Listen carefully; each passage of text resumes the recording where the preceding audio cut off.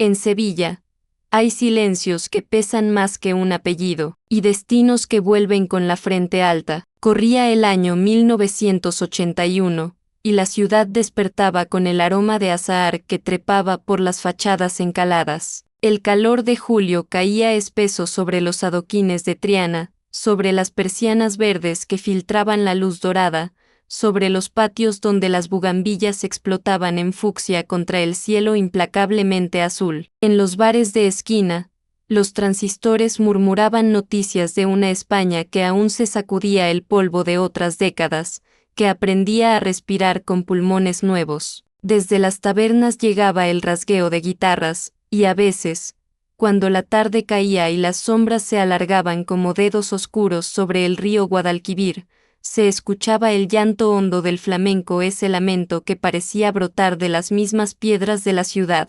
La Giralda se alzaba al atardecer como una promesa antigua, su silueta recortada contra un horizonte que se teñía de naranjas imposibles y rosas que dolían de tan hermosos. Las campanas repiqueteaban a vísperas, y su eco se perdía por los callejones de Santa Cruz, por la Macarena, por cada rincón donde Sevilla guardaba sus secretos de honor y de vergüenza, de linajes que se presumían y de orígenes que se ocultaban como manchas en el mantel más fino. Marina Valero caminaba por esas calles con la cabeza alta, aunque el peso de su nombre, o más bien, de lo que su nombre no significaba, la acompañara siempre como una sombra. No había blasones en su apellido, no había escudos de armas ni genealogías que se remontaran a la Reconquista. Su tía Carmen la había criado en una casa estrecha de Triana, con paredes tan delgadas que se escuchaban las discusiones de los vecinos y las canciones de cuna de las madres jóvenes. Una casa donde el olor a café con leche se mezclaba con el de la ropa recién lavada que colgaba en el patio interior, donde las macetas de geranios luchaban por atrapar un rayo de sol entre tanto muro encalado. Marina tenía 23 años y las manos pequeñas pero fuertes manos de costurera, manos que sabían coser dobladillos invisibles y bordar iniciales en pañuelos de lino. Por las mañanas trabajaba en el taller de Doña Remedios, donde las máquinas de coser cantaban su monótona sinfonía metálica, y por las tardes servía mesas en el Café del Río, un local modesto con vistas al Guadalquivir donde los parroquianos pedían vino de Montilla y aceitunas mientras discutían de fútbol o de política con esa pasión sevillana que no conoce términos medios. Tenía el pelo castaño oscuro, casi negro, que recogía en una trenza o en un moño bajo, y los ojos del color del café cuando le cae un rayo de luz marrones con destellos dorados. Su rostro no era de esos que aparecen en las revistas, pero había en él algo que hacía que la gente se quedara mirando, una serenidad, una dignidad silenciosa que contrastaba con la juventud de sus rasgos. Se movía con una gracia natural, sin afectación, como si hubiera aprendido a ocupar el menor espacio posible en el mundo, a no molestar, a no pedir nada. Niña, que te vas a quedar ciega de tanto coser con esta luz, le decía su tía Carmen al verla trabajar hasta tarde, con la única lámpara del salón iluminando la tela blanca sobre la que sus dedos volaban con precisión de orfebre. Que las puntadas no te van a dar un marido, Marina, ni un apellido mejor que el que tienes. Y ahí estaba siempre el apellido, o la ausencia de él, o su insignificancia. Tía Carmen nunca había hablado mucho del tema. Tu madre era mi hermana y se fue demasiado pronto. Tu padre, bueno, ya no importa quién fue. Eso era todo. Un silencio que crecía como una enredadera venenosa. En Sevilla, donde las genealogías se exhibían como medallas y donde, ¿de qué familia eres?, era una pregunta tan natural como ¿cómo te llamas? No tener una respuesta satisfactoria era como llevar un letrero invisible que decía, no soy de aquí, no cuento. Marina había aprendido a vivir con eso, se había acostumbrado a las miradas de reojo de las señoras en misa, a los silencios incómodos cuando alguien preguntaba por su familia en alguna conversación. Había construido su pequeño mundo con cuidado, con ternura, incluso un mundo de amigas del taller, de paseos por la orilla del río al caer la tarde, de guitarras que sonaban en las plazas y de verbenas donde bailaba sin llamar la atención, siempre en la periferia, siempre discreta. En el taller de Doña Remedios, Marina había encontrado un refugio temporal contra el mundo exterior. La anciana costurera, con sus manos deformadas por la artritis pero aún hábiles con la aguja, había tomado a Marina bajo su protección años atrás. «Tienes dedos de ángel, niña», le decía mientras inspeccionaba las puntadas invisibles que Marina lograba en los dobladillos de los vestidos de novia. «Dedos de ángel y corazón de oro. Eso vale más que 100 apellidos rimbombantes». Pero incluso allí, en ese espacio de telas y conversaciones susurradas entre mujeres, Marina sentía el peso de su diferencia. Las otras costureras hablaban de sus familias durante las pausas para el almuerzo, de primos que trabajaban en bancos, de tíos que tenían tierras en la campiña, de abuelos que habían luchado en guerras que ahora parecían tan lejanas. Marina escuchaba en silencio, comiendo su bocadillo de tortilla, sin nada que aportar a esas genealogías verbales que trazaban líneas de pertenencia y arraigo. Doña Puri, la vecina de 2 casas más allá en Triana, solía sentarse en su silla de mimbre frente a la puerta cada tarde, observando el ir y venir de la calle con ojos de águila. Era una mujer entrada en años, viuda desde hacía tanto tiempo que ya nadie recordaba a su marido, y se había autoproclamado guardiana de las costumbres y la moral del vecindario. «Esa niña es un misterio», le decía a quien quisiera escucharla, con la voz lo suficientemente alta para que Marina la oyera cuando pasaba. «Sin padre conocido, sin familia que valga la pena mencionar. Una pena, con lo bonita que es. Pero ya se sabe, el árbol que crece torcido, nunca su rama endereza». Marina había aprendido a ignorar esos comentarios, a dejar que las palabras resbalaran sobre ella como agua sobre mármol, pero cada una dejaba una marca invisible, una pequeña herida que se sumaba a todas las anteriores, hasta formar una geografía secreta de dolor que solo ella conocía. Sin embargo, había momentos breves, preciosos momentos en que Marina olvidaba su estigma. Los domingos por la mañana, cuando cruzaba el puente hacia el mercado de Triana y el sol pintaba el río de plata y oro. Las noches de verano, cuando se sentaba en el tejado de su casa a mirar las estrellas, sintiendo la brisa tibia que subía del Guadalquivir. Los instantes robados en el taller cuando terminaba una prenda perfecta y Doña Remedios le sonreía con orgullo genuino. En esos momentos, Marina se permitía soñar con una vida diferente. Una vida donde su apellido no importara, donde pudiera caminar con la cabeza alta sin sentir el peso de las miradas juzgadoras, donde alguien algún día, quizás la viera por lo que era y no por lo que le faltaba. Pero Sevilla es una ciudad cruel con quien no tiene apellido, y la crueldad, cuando finalmente llegó, lo hizo vestida de fiesta. Era julio, un día que había amanecido con ese calor seco que presagia tormenta aunque el cielo esté despejado. Los termómetros marcaban 40 grados a la sombra, y la sombra era un bien escaso. Las familias acomodadas se refugiaban en sus cortijos o en las playas de Cádiz, pero los Ortega Linares habían decidido quedarse en la ciudad para celebrar la boda de su hija mayor, Cristina, con un abogado de Córdoba cuyo apellido resonaba en los salones como campanas de plata. La ceremonia sería en la catedral, por supuesto, con el arzobispo oficiando, y después,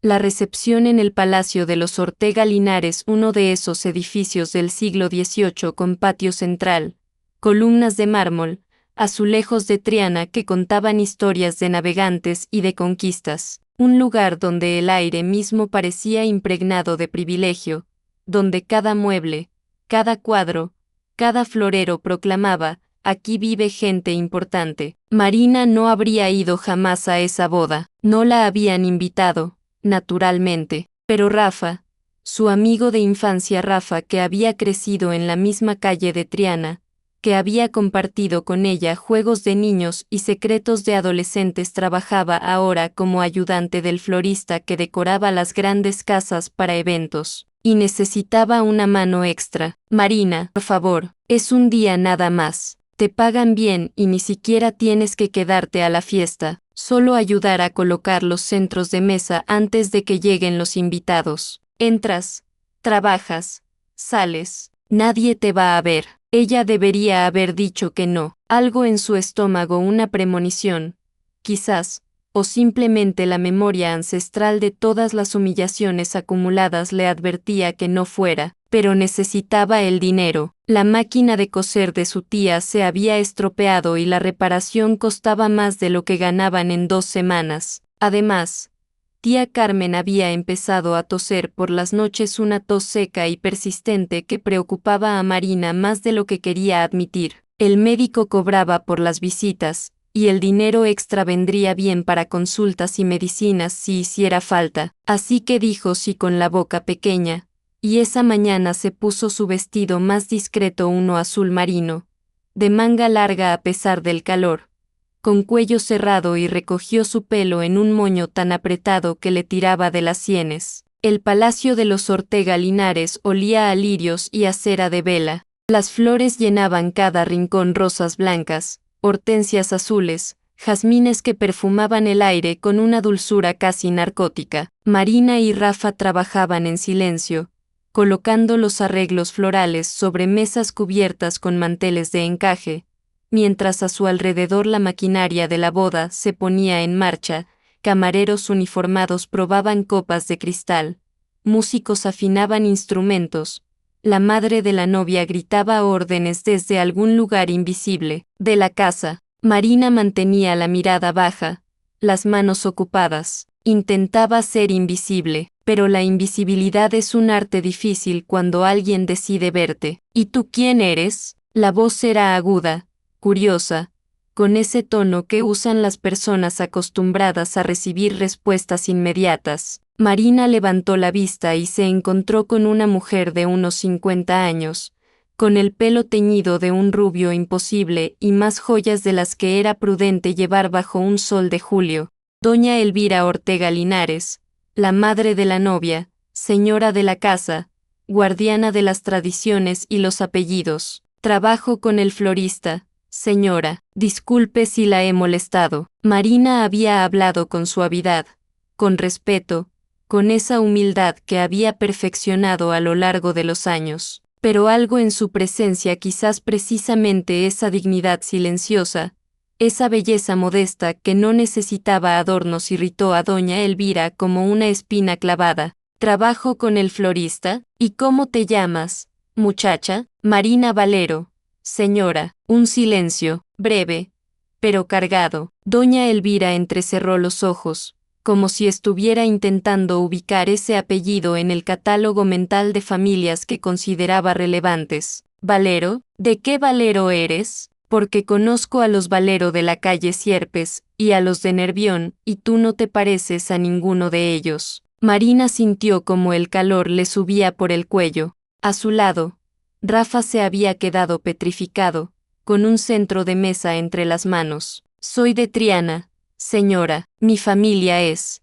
humilde, repitió doña Elvira, y la palabra sonó como un diagnóstico médico. Humilde, ya veo, debería haber terminado ahí. Un intercambio breve, incómodo pero manejable. Marina hubiera seguido con su trabajo, hubiera terminado en media hora y hubiera salido por donde había entrado, por la puerta de servicio, sin dejar rastro. Pero el destino o la crueldad, que a veces son la misma cosa, tenía otros planes, porque en ese momento entraron al patio las amigas de la novia, un grupo de mujeres jóvenes con vestidos de colores pastel y sombreros anchos, riendo y con esos abanicos de nácar que las señoritas de buena familia llevan como quien lleva un arma, y con ellas venía Cristina, la novia, radiante en su traje de madrina porque la ceremonia sería por la tarde, pero ya estaba vestida para recibir a los primeros invitados. Mamá, ¿qué pasa?, preguntó Cristina, acercándose con curiosidad. Su mirada se posó en Marina como quien examina un insecto interesante. ¿Quién es esta chica? Trabaja con el florista. Se llama Marina los Valero de... ¿De dónde era? Muchacha, de Triana, repitió Marina, y su voz sonó más pequeña que antes. aunque intentó mantener la firmeza. Una de las amigas de Cristina, una morena alta con demasiado maquillaje y una sonrisa que no llegaba a sus ojos, soltó una risita. ¡Ay! ¡Qué bonito! Marina, como el mar, pero sin apellido que suene a nada. ¿Verdad? Las otras rieron también, risas de cristal que tintineaban en el aire cálido del patio. Marina apretó los puños contra la tela de su vestido. No las miró, miró fijamente un punto en el suelo, una baldosa de cerámica con un dibujo de flores azules que de pronto le pareció lo más interesante del mundo. A ver, niña, dijo doña Elvira con esa falsa dulzura que es más cruel que cualquier insulto directo, no te ofendas. Es solo que aquí, en esta casa, en esta familia, el apellido importa, es tradición, bueno, es lo que nos diferencia. Seguro que tú lo entiendes. Lo entiendo, señora. Sí, ¿de verdad lo entiendes? Porque me da la impresión de que gente como tú no entiende bien estas cosas. Gente sin historia, sin raíces. El aire se había vuelto espeso, irrespirable. Rafa dio un paso adelante, pero Marina le puso una mano en el brazo para detenerlo. No quería que él también sufriera por defenderla. No valía la pena. Cristina se abanicaba con pereza, disfrutando del espectáculo. Mamá tiene razón. ¿Sabes? En Sevilla, el apellido es como una carta de presentación. Sin un buen apellido, ¿qué eres? Una cualquiera. Las palabras cayeron como piedras. Una cualquiera. Marina levantó la vista entonces, por primera vez, y miró a Cristina directamente a los ojos. No dijo nada, no hacía falta. En esa mirada había toda la dignidad que ellas no tendrían jamás, todo el silencio acumulado de años de soportar desprecios, toda la fuerza silenciosa de quien sabe que su valor no depende de un escudo de armas. Pero Cristina interpretó ese silencio como debilidad. ¡Ay! Pobrecita, se ha quedado muda. Mira, Marina sin apellido, te voy a dar un consejo de amiga, en esta ciudad. Si no tienes de dónde venir, mejor ni salgas de tu barrio, porque aquí, en el centro, entre la gente decente, tus palabra quedó flotando en el aire como humo tóxico. Marina sintió que algo se rompía dentro de ella, no su orgullo, porque el orgullo nunca lo había tenido de sobra, sino algo más profundo. Una ilusión, quizás, la ilusión de que, si se comportaba bien, si trabajaba duro, si era educada y discreta, el mundo la trataría con un mínimo de respeto. ¡Qué ingenua había sido! Rafa la tomó del brazo. Vámonos, Marina, ya terminamos aquí. Pero antes de que pudieran moverse, doña Elvira añadió con voz sibilante, y por favor, que no vuelva por aquí. No quiero ver a gente sin apellido pisando mi casa. Ya bastante favor le hago al florista contratándolo. Pero que no se confunda. Cada uno en su sitio. Marina asintió un gesto mínimo, mecánico. Se dio la vuelta, atravesó el patio, sintiendo las miradas clavadas en su espalda como alfileres. Las risas continuaban, ahora más bajas, conspiratorias. Escuchó fragmentos. Sin familia, qué vergüenza, gente así pretendiendo. Salieron por la puerta de servicio a una calle estrecha donde el sol golpeaba con furia. Marina caminó rápido, casi corriendo, y Rafa la seguía sin decir nada porque no había nada que decir. Cuando doblaron la esquina y estuvieron fuera de vista del palacio, ella se detuvo junto a un muro encalado y apoyó la frente contra la piedra caliente. No lloraba, no podía llorar. El llanto era un lujo que no se podía permitir. Marina, estoy bien, no estás bien. Esas mujeres son basura, Marina, basura con apellidos caros, pero basura al fin. Ella levantó la cabeza y lo miró. Rafa tenía lágrimas en los ojos, lágrimas de rabia, de impotencia. Qué extraño era que él llorara por ella cuando ella misma no podía. ¿Sabes qué es lo peor, Rafa? Que tienen razón. En esta ciudad, yo no soy nadie, no tengo apellido, no tengo familia que importe, y por más que trabaje, por más que sea honesta y decente, siempre seré Marina sin apellido, siempre sobraré, Se separaron en la Plaza de la Alfalfa. Rafa intentó acompañarla hasta su casa, pero Marina necesitaba estar sola. Caminó por calles que conocía de memoria por San Bartolomé, por la calle Feria, hasta cruzar el puente de Triana y sentir bajo sus pies el ritmo familiar de su barrio. Pero incluso allí, en su refugio, algo había cambiado. Las casas le parecieron más pequeñas, más tristes. Los niños que jugaban en la calle le sonaban demasiado ruidosos. El olor a frituras que salía de las cocinas le revolvió el estómago. Cuando llegó a su casa, tía Carmen estaba cosiendo junto a la ventana, aprovechando la última luz de la tarde. ¿Cómo te fue, niña? Marina dejó su bolso sobre la mesa. Bien, me pagaron lo acordado. Tía Carmen la miró con esos ojos que lo sabían todo, que habían visto demasiado. ¿Qué pasó? Nada, Marina, nada. Tía, no pasó nada, solo me recordaron mi lugar. Las palabras salieron con más violencia de la que pretendía. Tía Carmen dejó la costura y se levantó despacio, con esa lentitud de articulaciones cansadas. Se acercó a Marina y le puso una mano en la mejilla. ¡Ay, ay, mi niña! Y entonces sí, Marina lloró con la cabeza apoyada en el hombro huesudo de su tía.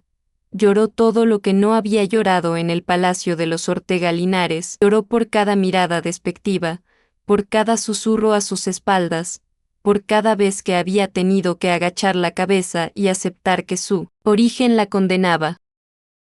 Lloró hasta que no le quedaron lágrimas, hasta que solo quedó un vacío sordo en el pecho. Esa noche, tumbada en su cama estrecha bajo una sábana demasiado caliente, Marina tomó una decisión. Se iría de Sevilla. No podía quedarse en una ciudad donde cada esquina le recordaba su insignificancia. No podía seguir viviendo bajo la sombra de un apellido que no significaba nada. Buscaría trabajo en otro lugar. Huelva, Cádiz, quizás más lejos. Empezaría de nuevo donde nadie conociera su historia, donde pudiera ser simplemente Marina, sin el peso de las genealogías ajenas aplastándola. No fue una decisión fácil. Tía Carmen lloró, suplicó, se enfadó, pero Marina se mantuvo firme con esa terquedad silenciosa que era su única fortaleza. No me voy porque te odie, tía, me voy porque necesito respirar. Aquí en Triana no te falta el aire,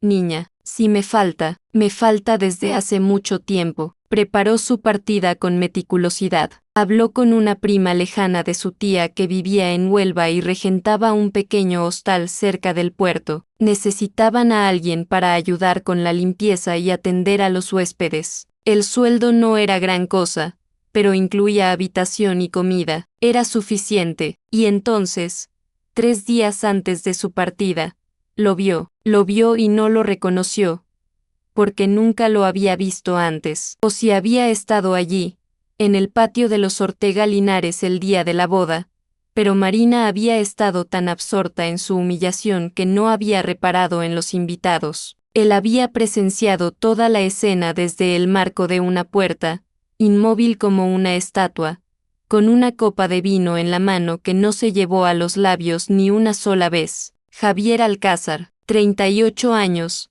viudo desde hacía 2, sin hijos. Había heredado una empresa textil de su padre, una de esas empresas medianas que habían sobrevivido a la crisis y que ahora, en los albores de la democracia, buscaban expandirse. Almacenes en el puerto de Sevilla, contactos en Barcelona y Valencia, negociaciones para adquirir una antigua azucarera junto al Guadalquivir que los antiguos propietarios querían vender. Javier era un hombre que no llamaba la atención.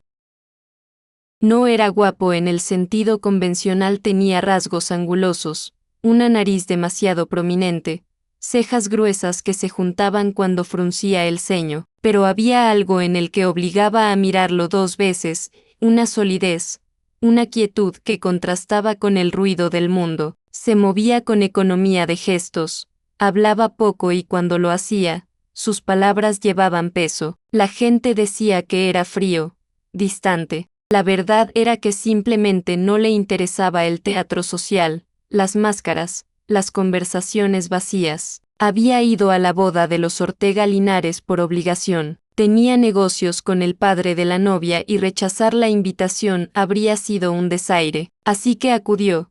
Se puso un traje gris impecable, estrechó manos, sonrió cuando tocaba sonreír, y estaba a punto de irse porque ya había cumplido con el protocolo y el calor era insoportable cuando escuchó las voces en el patio. Se acercó discretamente y vio la escena, una muchacha joven, vestida de azul marino, de pie entre las flores mientras un grupo de mujeres la rodeaba como arpías. Escuchó las palabras, sin apellido, una cualquiera, sobras, y observó la reacción de la muchacha, ese silencio digno, esa mirada que no se quebraba, esas manos apretadas pero quietas. Javier había conocido a mucha gente en su vida, había tratado con empresarios arrogantes, con aristócratas venidos a menos que se aferraban a sus títulos como náufragos a tablas, con gente que creía que el apellido lo era todo, y había aprendido que el valor real de una persona no estaba en su genealogía, sino en cómo enfrentaba la adversidad cuando nadie la estaba mirando. Esa muchacha Marina había dicho que se llamaba valía más que todas las Ortega Linares juntas. No intervino, no era su lugar, y además intuía que ella no querría que nadie la defendiera públicamente, pero la imagen se le quedó grabada, esa espalda recta, esa dignidad silenciosa mientras salía del patio con la cabeza alta. 3 días después, el destino que a veces se toma su tiempo pero que rara vez olvida los puso cara a cara. Marina estaba en la estación de autobuses de Sevilla, con una maleta pequeña y un bolso de mano. Había llegado temprano porque tía Carmen había insistido en acompañarla y despedirse como Dios manda, aunque ahora la anciana lloraba sin disimulo mientras Marina intentaba consolarla. Volveré, tía, te lo prometo, vendré a verte cada mes. No volverás, te vas y no volverás. Así empiezan todas las historias de las que se van. No seas dramática. Pero tía Carmen tenía razón en algo. Marina no sabía si volvería. Parte de ella esperaba que no. Esperaba construir una vida nueva en Huelva, conocer gente que no la juzgara por su apellido.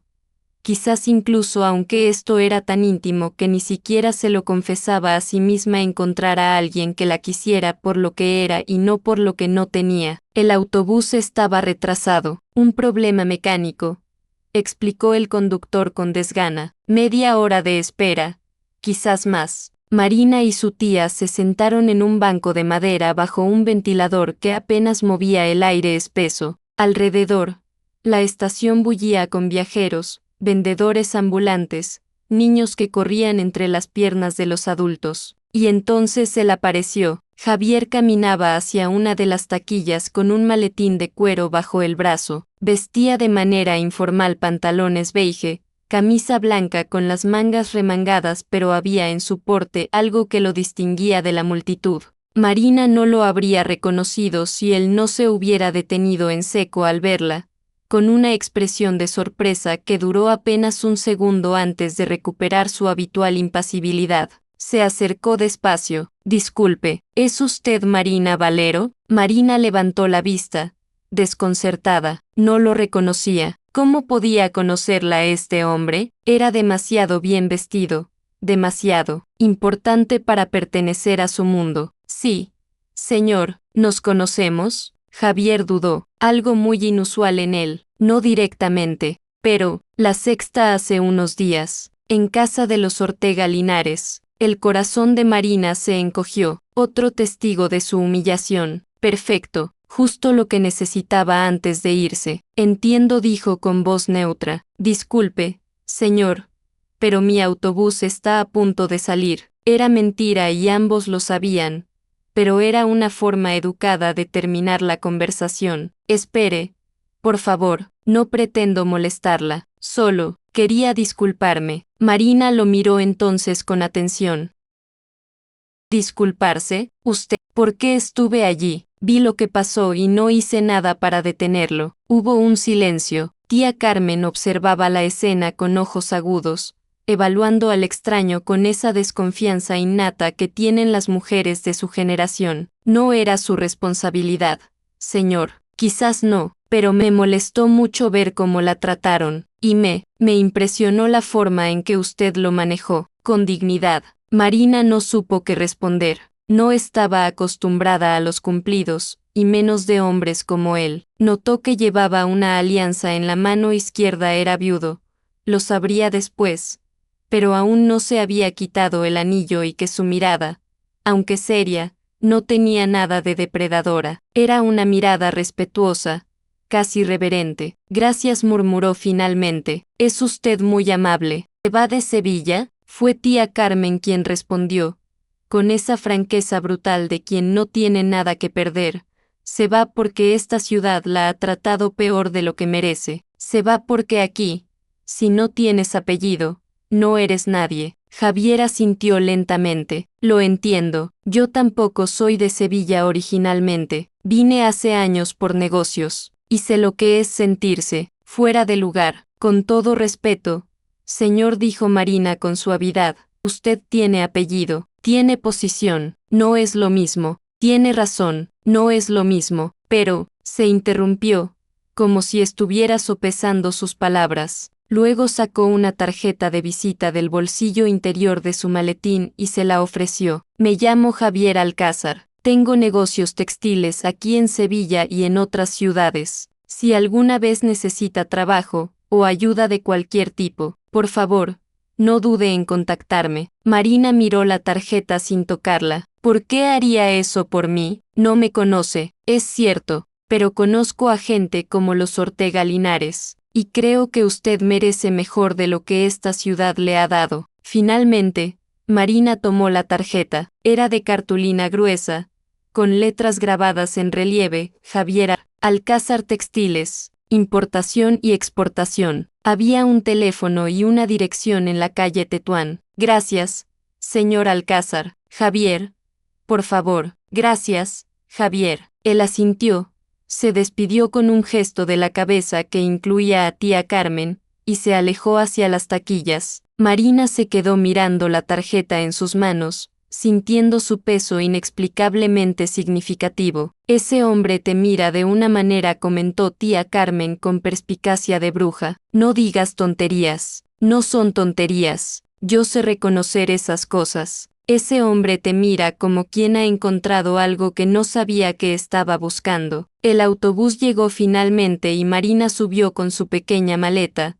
con el corazón dividido entre alivio y una extraña melancolía. Desde la ventanilla vio a su tía secándose las lágrimas con un pañuelo arrugado, y más allá, junto a la taquilla, vio a Javier Alcázar que miraba hacia el autobús con una expresión indescifrable. Huelva la recibió con olor a sal y a pescado, con gritos de gaviotas y el rumor constante del mar. El hostal de la prima de tía Carmen estaba en una calle estrecha del Puerto Viejo, entre tabernas de marineros y tiendas de aparejos. Era un edificio encalado de 3 plantas con persianas verdes y una pequeña terraza donde se colgaba la ropa a secar. No tenía nada de glamuroso, pero era limpio y acogedor. Carmela, la prima, era una mujer entrada en carnes con una risa estruendosa y un corazón blando. Así que tú eres la sobrina de Carmen. ¡Ay, niña!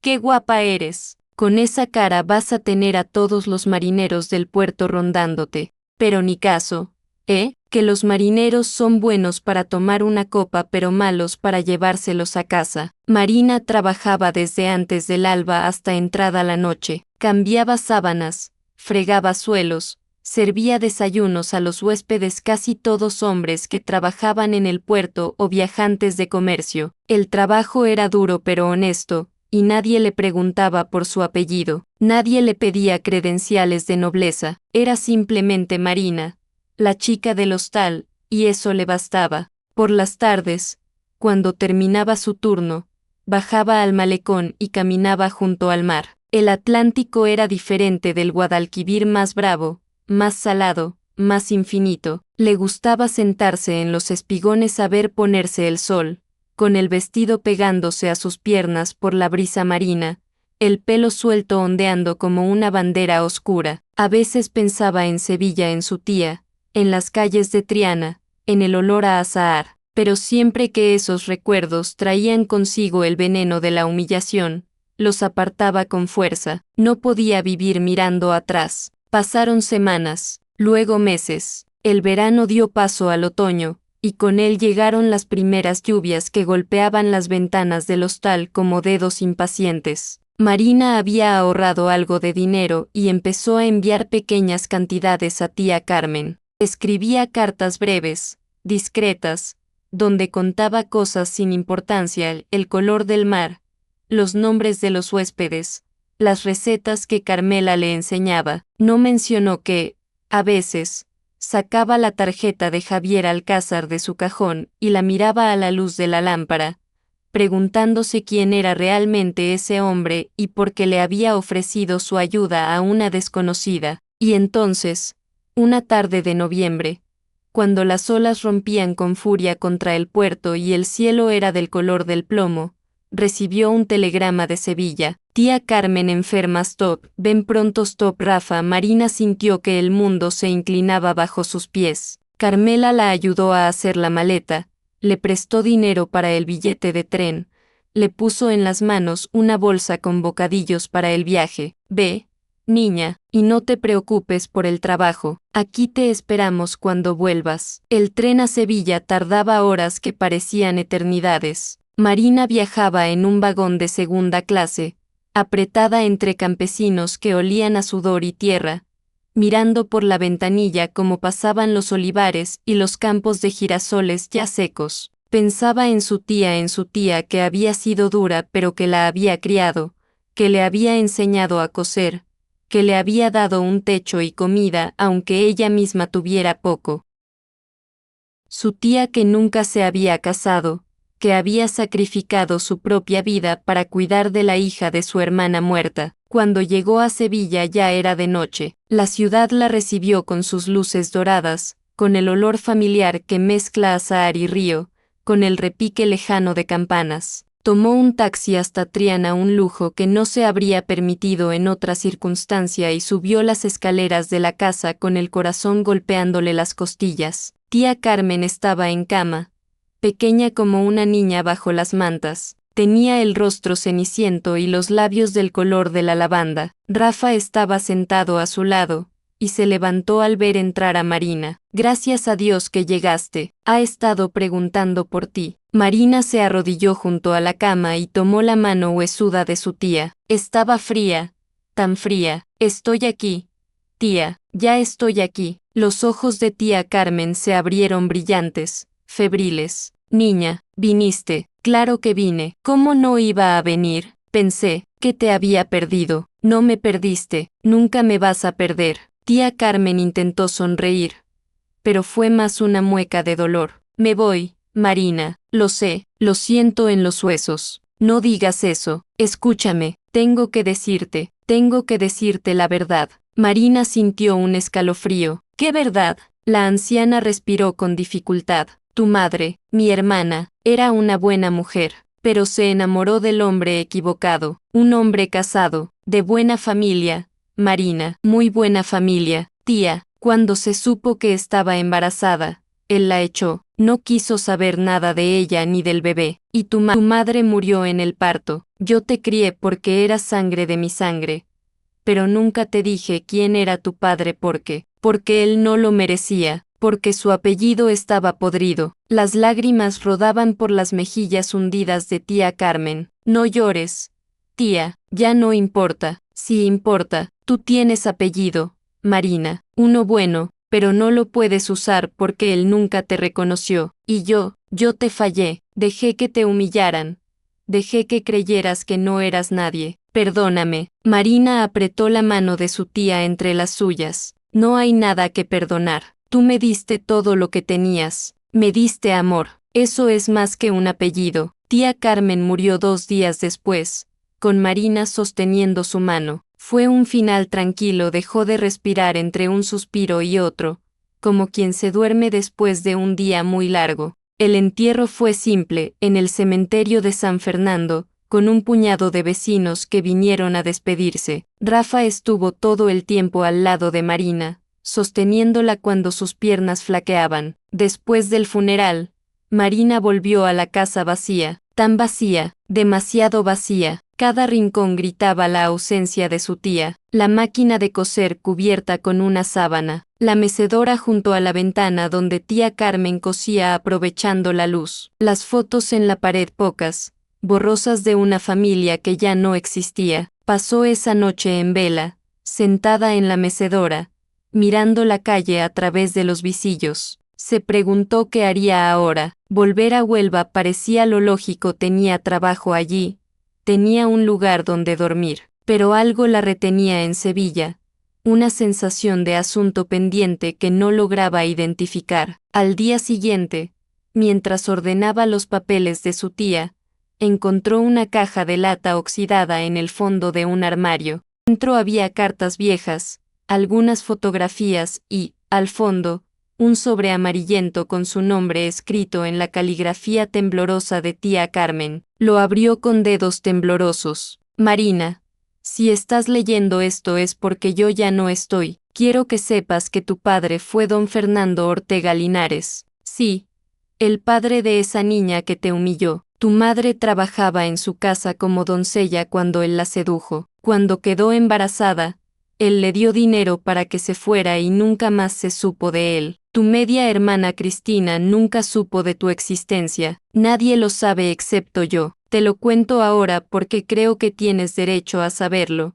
pero no para que lo uses. Tu valor no viene de su apellido podrido, viene de tu madre que te quiso incluso antes de verte, y viene de ti misma. No lo olvides. Con todo mi amor, tía Carmen. Marina leyó la carta 3 veces. 4, hasta que las palabras dejaron de tener sentido. Cristina Ortega Linares era su media hermana. La mujer que la había llamado una cualquiera compartía su sangre. Don Fernando Ortega Linares, ese patriarca respetado que siempre aparecía en las páginas de sociedad de los periódicos, era su padre. ¡Qué ironía cruel! ¡Qué grotesca ironía! Podría haberlo hecho público. Podría haber ido donde los Ortega Linares y tirado la bomba. Soy hija de don Fernando, tengo tanto derecho a ese apellido como Cristina. Habría sido su venganza, habría sido justicia, pero mientras sostenía la carta entre sus manos, Marina entendió algo. No quería ese apellido, no quería nada que viniera de un hombre que había abandonado a su madre embarazada, no quería pertenecer a una familia que valoraba más el linaje que la decencia. Quemó la carta esa misma noche en el fregadero, viendo cómo las llamas lamían el papel hasta convertirlo en cenizas. Fue un acto liberador, un cierre, pero Sevilla aún tenía sorpresas guardadas para ella. 3 días después del funeral, mientras Marina preparaba la casa para venderla porque quedarse allí era imposible, cada rincón dolía demasiado, sonó el timbre. Abrió esperando encontrar a Rafa o a algún vecino, y en su lugar se encontró con Javier Alcázar. Llevaba un traje oscuro y una expresión seria, casi sombría. En las manos sostenía un ramo de claveles blancos. Señorita Valero, supe de su pérdida. Acepte mis condolencias. Marina se quedó mirándolo, desconcertada. ¿Cómo se había enterado? ¿Por qué estaba allí? Gracias, señor Alcázar. Es muy amable de su parte. ¿Puedo pasar un momento? Me gustaría hablar con usted, si no es molestia. Marina dudó, pero finalmente asintió. Lo guió hasta el pequeño salón, ahora lleno de cajas y muebles cubiertos con sábanas. Javier miró alrededor con una expresión que podría haber sido nostalgia. Mi madre vivía en una casa parecida, comentó en voz baja, en un pueblo de Jaén. Cuando murió, también tuve que vaciarla. Es una de las tareas más difíciles que he hecho en mi vida. Marina le ofreció asiento y preparó café. Trabajar con las manos la ayudaba a pensar, a mantener a raya las emociones. Cuando se sentaron uno frente al otro, con las tazas de café humeante entre ellos, Javier fue directo. Señorita Valero, Marina, he pensado mucho en usted desde que nos vimos en la estación. Marina sintió que se ruborizaba. No sé por qué, señor Alcázar, solo somos 2 desconocidos que se cruzaron por casualidad. O quizás no hay casualidades. Verá, mi esposa murió hace 2 años. Cáncer. Fue rápido pero brutal. Desde entonces he vivido solo, centrado en mi trabajo, sin permitirme sentir mucho. Pensé que así era más fácil. Hizo una pausa, mirando su café como si buscara las palabras en el fondo de la taza, pero cuando la vi a usted ese día, en casa de los Ortega Linares, cuando vi cómo la trataban y cómo usted respondía con dignidad, algo cambió, me hizo recordar que todavía hay gente con honor en este mundo, gente que vale la pena conocer. Marina no sabía qué decir. Su corazón latía demasiado rápido. Señor Alcázar, yo no soy especial, solo soy una mujer que intenta sobrevivir lo mejor que puede, y eso es exactamente lo que la hace especial. Se miraron en silencio. En la calle, alguien pasaba tocando una guitarra. El sonido flotaba por la ventana abierta, melancólico y dulce. Voy a ser completamente honesto con usted, Marina. No soy un hombre joven. Tengo 38 años y he vivido suficiente como para saber lo que quiero. No soy romántico ni poético, pero sí soy honrado, y creo que podríamos ayudarnos mutuamente. No entiendo. Javier dejó su taza sobre la mesa y se inclinó hacia adelante. Me gustaría que se casara conmigo. El silencio que siguió fue absoluto. Marina lo miraba como si se hubiera vuelto loco. ¿Qué? Sé que suena precipitado, descabellado, incluso, pero déjeme explicarle. Yo necesito una esposa, no por amor, entiéndame. No la conozco lo suficiente para eso, sino por razones prácticas. Mi posición social requiere cierta estabilidad, una esposa respetable, y usted necesita un apellido, una posición, protección contra gente como los Ortega Linares. Marina se levantó bruscamente. ¿Cree que me vendo? ¿Que busco un marido rico que me rescate? No, no es eso. Por favor, escúcheme. Pero Marina ya había llegado a la puerta. Váyase. Señor Alcázar, no sé qué clase de mujer cree que soy, pero no soy una que se casa con desconocidos por conveniencia. Javier se levantó despacio, no se acercó a ella, respetando su espacio. Tiene razón, he sido un torpe, pero antes de irme, permítame decirle algo. No pienso que se venda, pienso que es una mujer extraordinaria que merece mucho más de lo que la vida le ha dado, y esperaba poder ofrecerle algo mejor. No pido que me ame, solo que me considere, como un aliado, como un amigo. Los amigos no proponen matrimonio 3 días después de un funeral. Los amigos torpes sí. Había algo en su tono, una autocrítica, un humor seco que hizo que Marina aflojara un poco su rigidez. Por favor, márchese. Me voy, pero le dejo mi oferta sobre la mesa. No tiene que responder ahora, ni mañana, ni en un mes, pero si alguna vez necesita algo, cualquier cosa, estoy aquí. Se marchó dejando el ramo de claveles sobre la mesa. Marina cerró la puerta y se apoyó contra ella, respirando con dificultad. ¿Qué acababa de pasar? ¿Había rechazado una propuesta de matrimonio de un hombre al que apenas conocía? ¿Estaba loca o él lo estaba? Pero esa noche, mientras intentaba dormir en la cama que había sido de su tía, las palabras de Javier daban vueltas en su cabeza. Necesito una esposa. Usted necesita un apellido. Era frío, transaccional, pero también era honesto. No le había mentido con promesas de amor eterno. No le había pintado un cuadro falso, y parte de ella, una parte pequeña pero insistente, se preguntaba, ¿sería tan terrible? ¿Sería tan terrible tener un apellido que significara algo?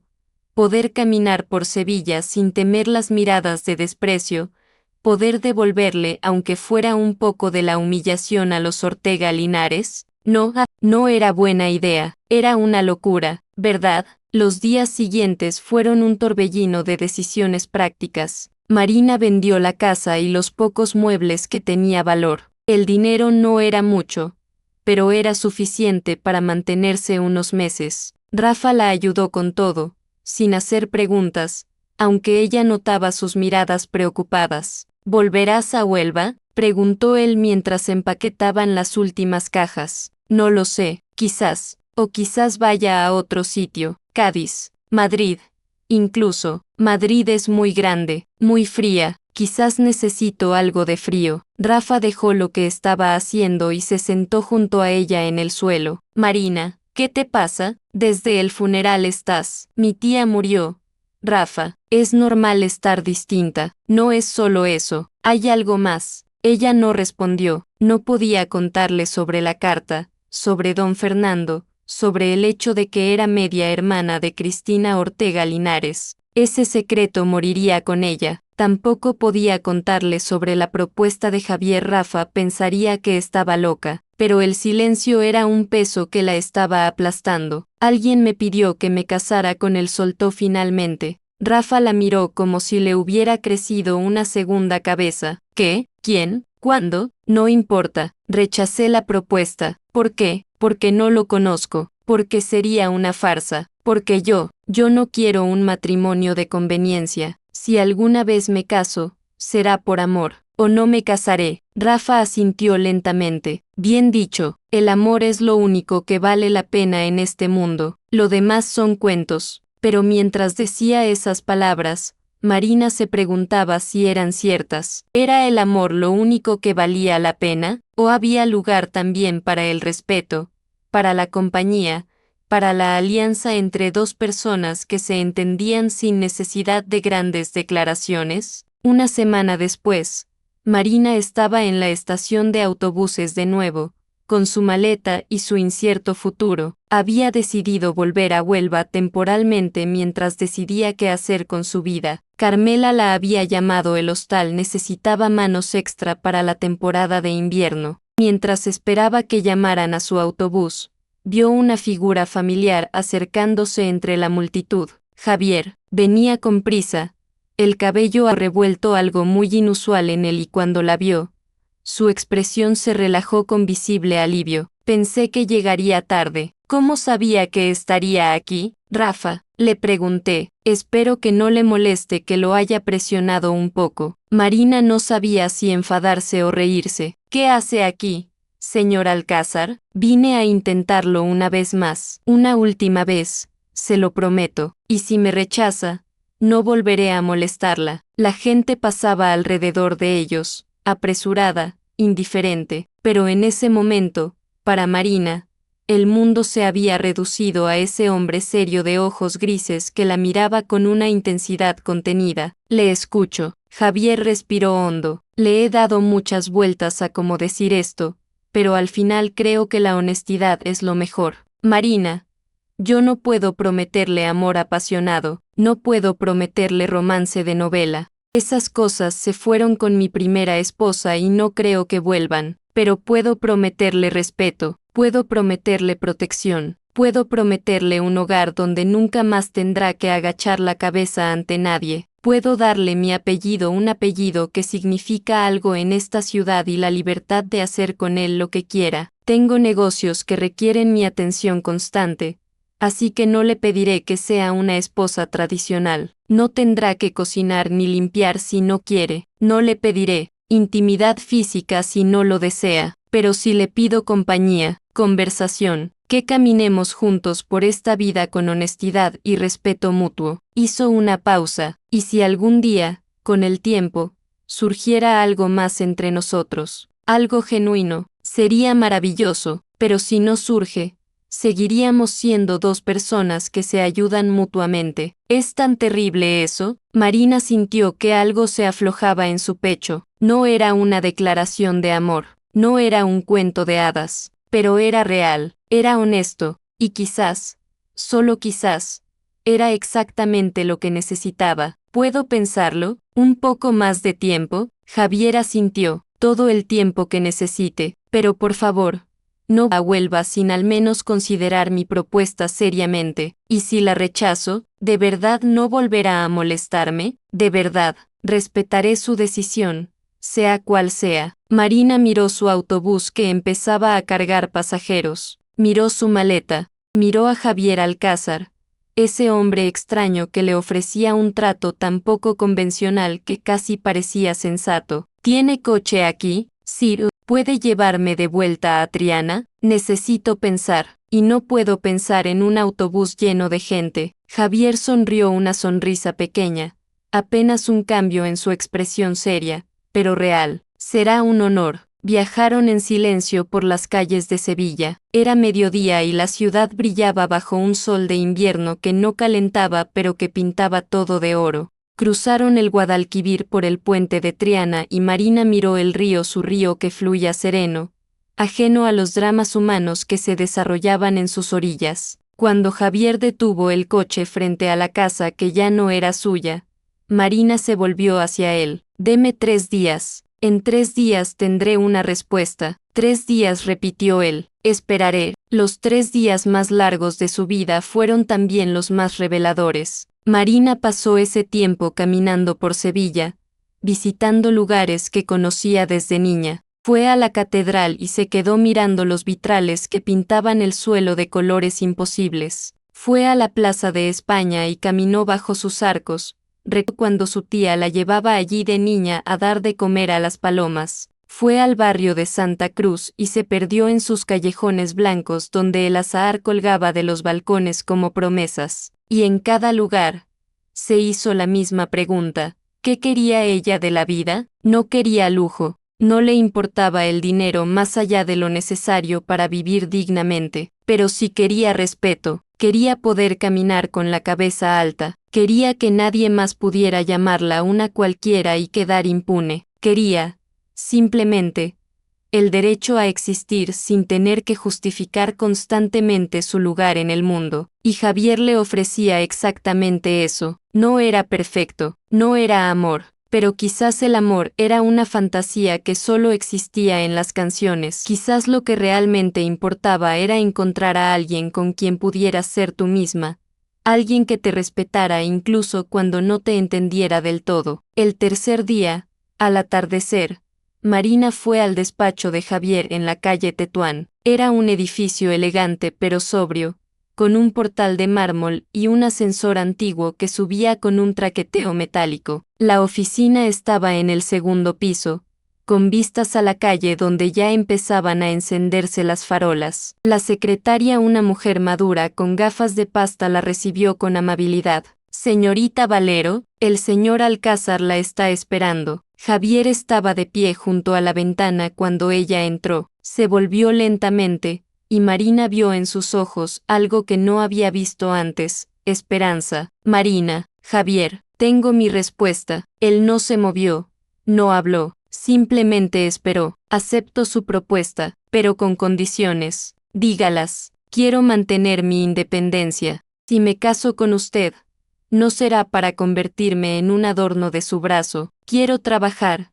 tener mis propios proyectos. Y si en algún momento siento que este matrimonio me hace infeliz, quiero poder irme sin represalias». Javier asintió. «Acordado». «¿Algo más?» «Sí, quiero honestidad total entre nosotros. Si alguno cambia de opinión, sobre cualquier cosa, debemos poder hablarlo, sin juegos, sin manipulaciones». «Estoy completamente de acuerdo». Marina respiró hondo. «Entonces sí, me casaré con usted, Javier Alcázar». Él cruzó el espacio entre ellos, no rápido, no impulsivamente, sino con esa deliberación que lo caracterizaba. Tomó su mano y se la llevó a los labios en un gesto anticuado pero sincero. «No se arrepentirá. Haré todo lo posible para que esta decisión sea buena para ambos». Y Marina, mirando esos ojos grises que no prometían pasión pero sí prometían verdad, creyó que quizás,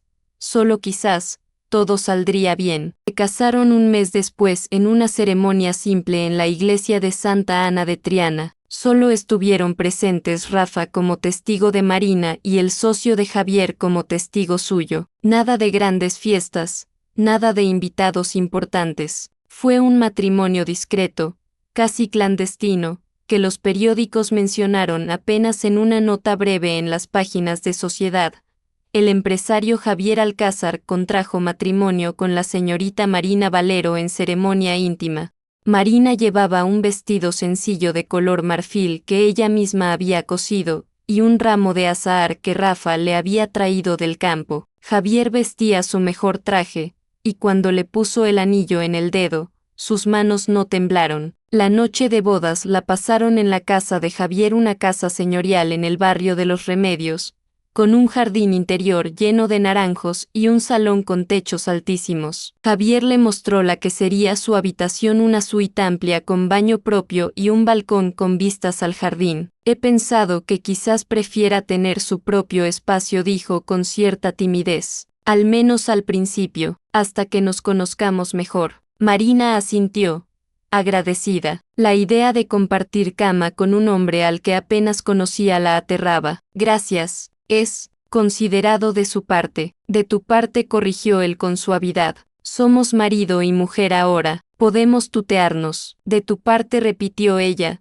probando las palabras. Se despidieron con un beso casto en la mejilla, más propio de primos que de recién casados, y Marina se quedó sola en su nueva habitación, mirando por la ventana los naranjos que se mecían con la brisa nocturna, preguntándose qué extraño giro había dado su vida. Los primeros meses de matrimonio fueron una danza cautelosa de dos personas aprendiendo a habitar el mismo espacio. Desayunaban juntos cada mañana café con tostadas, conversaciones breves sobre planes del día. Javier se iba a trabajar temprano y volvía tarde, siempre disculpándose por las horas. Marina aprovechaba el tiempo para explorar la casa, para conocer a la pequeña plantilla de servicio, una cocinera mayor, una doncella tímida, un jardinero que venía 3 veces por semana. También empezó a coser de nuevo. Javier le había preparado un taller en una habitación soleada con vistas al jardín,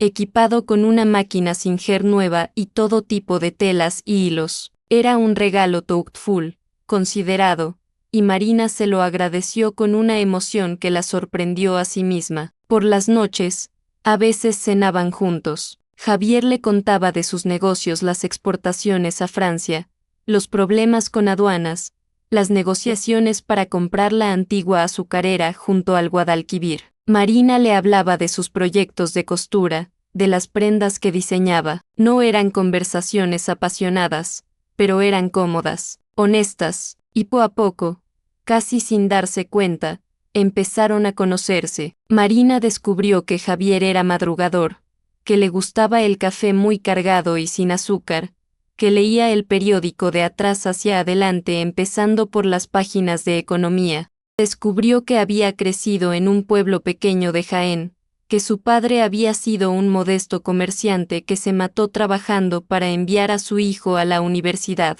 Descubrió que su difunta esposa había sido su amor de juventud, que habían sido felices hasta que el cáncer se la llevó, y que desde entonces él había vivido como un autómata, cumpliendo funciones pero sin realmente vivir. ¿Por qué te casaste conmigo?, le preguntó Marina una noche mientras cenaban en el jardín bajo las estrellas. Y no me digas que por conveniencia, tiene que haber algo más. Javier la miró largamente antes de responder. Te sexta mantener tu dignidad cuando te humillaban, y pensé que esa es la clase de persona con la que quiero compartir mi vida. Alguien con coraje, alguien real. Marina sintió algo cálido expandiéndose en su pecho. Yo tampoco entendía por qué aceptaba, admitió, pero creo que es porque tú no me has pedido que sea alguien que no soy, me has aceptado tal como soy. Y eso es un regalo muy raro. Fue una conversación simple, pero marcó un antes y un después. Desde esa noche,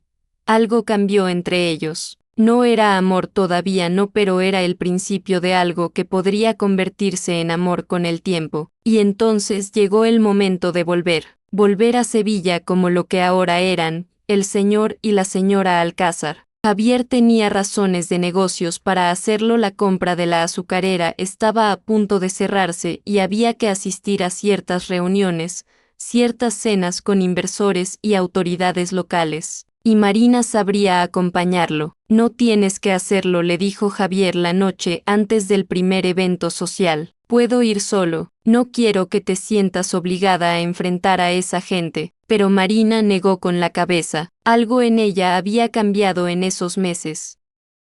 Llevaba el apellido Alcázar ahora, sí, pero más importante aún, había recuperado algo que creía perdido, su dignidad, su certeza de que valía algo, independientemente de lo que otros pensaran. Quiero ir, dijo con firmeza. Es hora de que Sevilla sepa quién soy realmente. El evento era una cena benéfica en el Casino de la Exposición, uno de esos lugares elegantes donde la alta sociedad sevillana se reunía para ver y ser vista. Marina se preparó con cuidado un vestido de noche que ella misma había diseñado, de color verde esmeralda que hacía juego con sus ojos, sencillo pero elegante. Se recogió el pelo en un moño bajo y se puso los pendientes de perlas que Javier le había regalado en su primer mes de casados. Cuando bajó las escaleras, Javier la esperaba en el vestíbulo. Su expresión al verla fue, bueno, Marina no estaba segura de cómo describirla. Admiración, quizás, o algo más profundo. Estás preciosa, dijo simplemente. Gracias, tú tampoco estás mal. Era un intento de ligereza, pero su voz temblaba ligeramente. Estaba nerviosa, aterrada, en realidad, porque sabía que esa noche, en esa cena, se encontraría cara a cara con los Ortega Linares, con Cristina, con toda esa gente que la había tratado como basura. Javier debió notar su nerviosismo porque tomó su mano. No estás sola, estaré a tu lado cada segundo. Y si dicen algo, si intentan humillarme de nuevo, entonces verán de lo que soy capaz cuando alguien trata mal a mi esposa. Había acero en su voz. Marina apretó su mano, agradecida. El casino estaba iluminado como un palacio de cuento, con lámparas de araña que proyectaban prismas de luz sobre el mármol pulido. Los invitados ya habían empezado a llegar, hombres con smoking,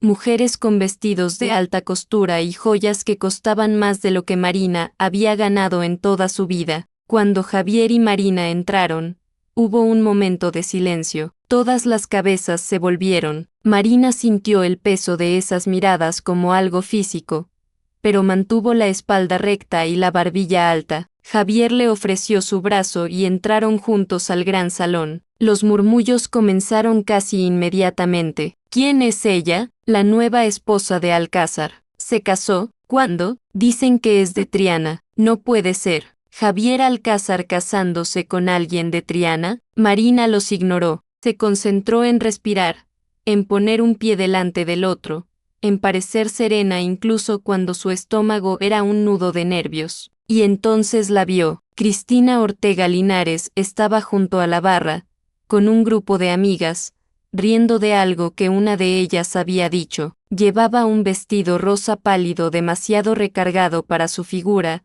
y el maquillaje demasiado pesado. Cuando su mirada se cruzó con la de Marina, su risa se cortó en seco, su rostro palideció, luego se puso rojo, sus ojos se abrieron con una mezcla de incredulidad y, ¿era miedo? Madre, llamó con voz aguda. Madre, ven. Doña Elvira Ortega Linares apareció de entre la multitud, con su pelo rubio imposible y su expresión de perpetua superioridad. Cuando vio a Marina, se quedó paralizada. Tura. Marina sonrió una sonrisa pequeña, serena, que no contenía malicia pero sí una clara afirmación. Aquí estoy. Buenas noches, señora Ortega Linares. Javier se adelantó con una mano extendida, su presencia imponente aunque su tono fuera cortés. Doña Elvira, qué placer verla de nuevo. Permítame presentarle formalmente a mi esposa, Marina Alcázar. El énfasis en Alcázar fue sutil pero inequívoco. Doña Elvira miró la mano extendida de Javier como si fuera una serpiente venenosa. No la estrechó. Su esposa, esta muchacha, esta mujer, corrigió Javier con voz peligrosamente suave. Mi esposa, la señora Alcázar. Cristina había recuperado algo de compostura y ahora miraba a Marina con una mezcla de desprecio y curiosidad.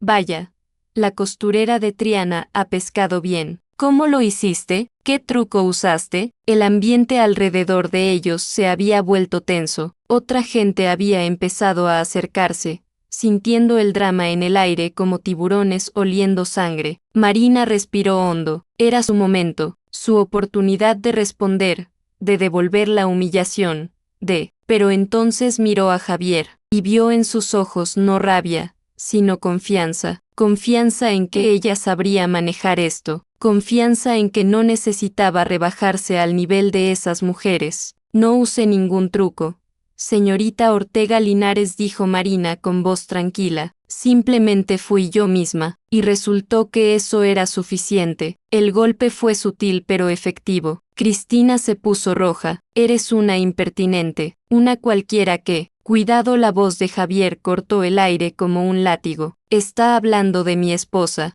y le sugiero que mida sus palabras si quiere que mi empresa continúe haciendo negocios con su familia. Fue una amenaza clara. Don Fernando Ortega Linares, que acababa de acercarse al grupo con una copa en la mano, palideció visiblemente. Javier, por favor, no hay necesidad de... ¿De qué? Don Fernando, de defender el honor de mi esposa, creo que hay toda la necesidad del mundo. Don Fernando miró a Marina entonces, realmente la miró, y algo pasó por su rostro. Reconocimiento, culpa. Marina no estaba segura, pero sintió una pequeña satisfacción al pensar que quizás, en algún rincón de su mente, este hombre se estaba preguntando si había algo familiar en ella. Nunca lo sabría, y ella nunca se lo diría. Disculpe a mi hija, dijo don Fernando finalmente, con voz tensa. A veces es impetuosa, repitió Marina con suavidad. Qué forma tan generosa de decirlo. Antes de que alguien pudiera responder, Javier la guió suavemente hacia otro lado del salón. Fue perfecto, le murmuró al oído. Tranquila, digna, perfecta. Marina sentía que le temblaban las piernas, pero su voz era firme cuando respondió, no he terminado todavía. A lo largo de la noche, Marina y Javier circularon por el salón. Él la presentaba a empresarios, a autoridades, a gente importante, y cada vez que decía mi esposa, Marina Alcázar, lo hacía con un orgullo que no tenía nada de fingido. La gente reaccionaba con curiosidad, con sorpresa, algunos con un respeto cauteloso, porque el apellido Alcázar significaba algo en los círculos de negocios, y la forma en que Javier defendía a su esposa había dejado claro que quien quisiera trabajar con él tendría que tratarla con respeto. Hacia el final de la noche, hubo discursos. El organizador del evento, una fundación benéfica para niños huérfanos, agradeció a los patrocinadores. Y entonces Javier subió al pequeño estrado. Buenas noches a todos. Como algunos ya saben, mi empresa ha adquirido recientemente la antigua azucarera del Guadalquivir. Es un proyecto ambicioso que generará empleos y riqueza para Sevilla, pero más importante aún, hemos decidido destinar una parte de las instalaciones a un propósito especial. Hizo una pausa, y su mirada encontró a Marina entre la multitud. Mi esposa y yo hemos decidido crear un taller de formación profesional para mujeres, un lugar donde mujeres sin recursos, sin apellidos que las respalden, puedan aprender oficios que les permitan ganarse la vida dignamente, costura, bordado, gestión comercial, porque creemos que el valor de una persona no está en su linaje, sino en su carácter y en su trabajo. El silencio en el salón era absoluto. Marina sintió que las lágrimas le quemaban los ojos. El taller llevará el nombre de mi esposa. Se llamará Taller Marina Alcázar, y será nuestra forma de decirle a esta ciudad que todos merecen una oportunidad, sin importar de dónde vengan. Los aplausos fueron primero tenues, luego más fuertes. No todos estaban convencidos.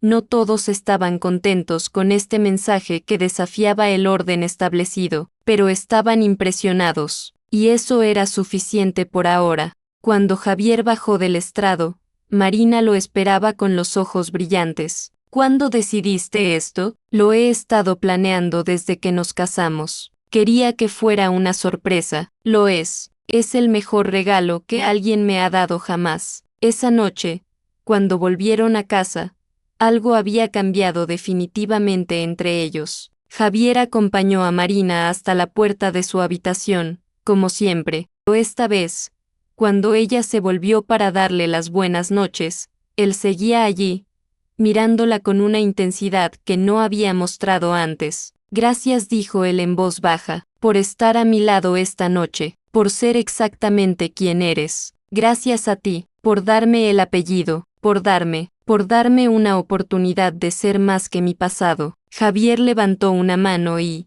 con ternura infinita, apartó un mechón de pelo del rostro de Marina. Tú siempre fuiste más que tu pasado. Yo solo te di un escenario donde demostrarlo. Se miraron en el silencio del pasillo, con las luces tenues creando sombras suaves en sus rostros. Y entonces, sin pensar, sin planificarlo, Marina se puso de puntillas y besó a Javier. Fue un beso suave, exploratorio, lleno de preguntas más que de respuestas. Pero cuando se separaron, ambos sabían que algo fundamental había cambiado. Esto ya no era un matrimonio de conveniencia, era el principio de algo real. Buenas noches, Marina, susurró Javier. Buenas noches, Javier. Los meses que siguieron fueron de transformación. El taller Marina Alcázar abrió sus puertas en primavera, en un ala renovada de la antigua azucarera. Tenía aulas luminosas, máquinas de coser de última generación,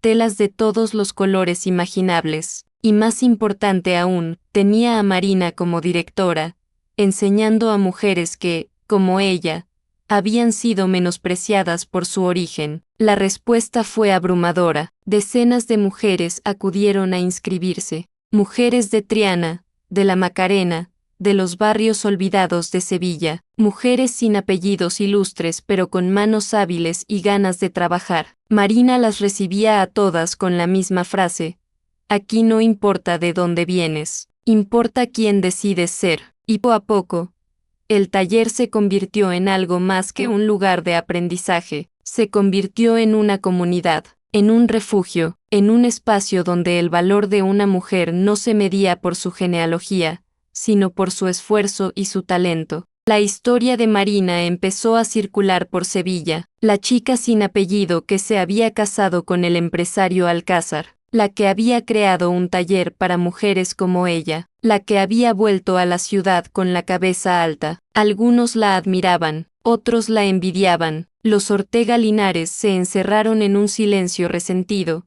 evitando cualquier evento donde pudieran cruzarse con los Alcázar. Y Marina era feliz. No era la felicidad explosiva de los cuentos de hadas, era algo más sereno, más profundo, la felicidad de levantarse cada mañana con propósito, de trabajar con mujeres que la miraban como un modelo, de volver a casa cada noche donde Javier la esperaba para cenar juntos, para contarse sus días, para simplemente estar. Su relación había evolucionado de manera natural, ya no dormían en habitaciones separadas, compartían la cama, los domingos perezosos, las risas y también los silencios cómodos. No se declaraban amor constantemente, eso no era su estilo, pero se demostraban cuidado en mil pequeñas formas. Javier dejando café recién hecho en la mesilla de Marina cada mañana, Marina cosiendo los botones de las camisas de Javier cuando se desprendían, pequeños gestos que decían: te veo, te valoro, estás en mi vida y me importas. Una noche de verano, casi un año después de su boda, caminaban por la orilla del Guadalquivir. El río reflejaba las luces de la ciudad, y el aire olía a azahar y a promesas. Marina se detuvo en el puente de Triana y miró hacia su antiguo barrio. A veces pienso en la Marina que era hace un año, dijo en voz baja, la que fue humillada en ese patio, la que creía que siempre sería la chica sin apellido. Javier se colocó a su lado, sus hombros tocándose. ¿Y qué piensas de ella? Que era valiente, más valiente de lo que yo creía, porque siguió adelante aunque todo le decía que no valía la pena, y me alegro de que no se rindiera, porque si se hubiera rendido, no estaría aquí ahora, contigo. Javier la rodeó con un brazo, acercándola a él. Yo también me alegro. Esa mujer valiente me dio la oportunidad de conocer a alguien extraordinario, de construir algo real. Marina se volvió hacia él, y en sus ojos había lágrimas, pero lágrimas buenas, de gratitud y paz. Te amo, dijo simplemente. No sé cuándo empezó. Quizás fue gradual, quizás siempre estuvo ahí, esperando, pero te amo. Javier sonrió, una de esas sonrisas raras y preciosas que transformaban su rostro severo en algo cálido y joven. Yo también te amo, desde que te sexta mantener tu dignidad en medio de esa humillación, desde que dijiste sí a mi propuesta absurda, desde cada día que compartimos. Te amo, Marina, mi esposa, mi compañera, mi hogar, se besaron bajo las estrellas, con el río cantando su canción eterna, con la ciudad de Sevilla extendiéndose a su alrededor, una ciudad que ya no era un lugar de dolor sino de nuevas posibilidades. Y Marina pensó, no traje un apellido a este matrimonio, traje una historia que aprendió a no bajar la mirada, traje cicatrices que se convirtieron en fuerza, traje la certeza de que el valor real no se hereda, se construye, día a día, con honestidad y coraje. Esa era y era suficiente, más que suficiente, era perfecto, porque la honra que el mundo niega, Dios la devuelve a manos llenas. Si esta historia te ha tocado el corazón, si te ha recordado que tu valor no depende de tu apellido sino de tu carácter, dale like y suscríbete a nuestro canal Destino y Redención. Aquí compartimos historias de personas que, como Marina, encontraron su camino hacia la dignidad y el amor. ¿Has vivido alguna injusticia que luego se convirtió en tu mayor fortaleza? Comparte tu historia en los comentarios, porque cada historia de superación inspira a otros a no rendirse. Nos vemos en la próxima historia. Hasta entonces, recuerda, tu pasado no define tu futuro, tú decides quién eres.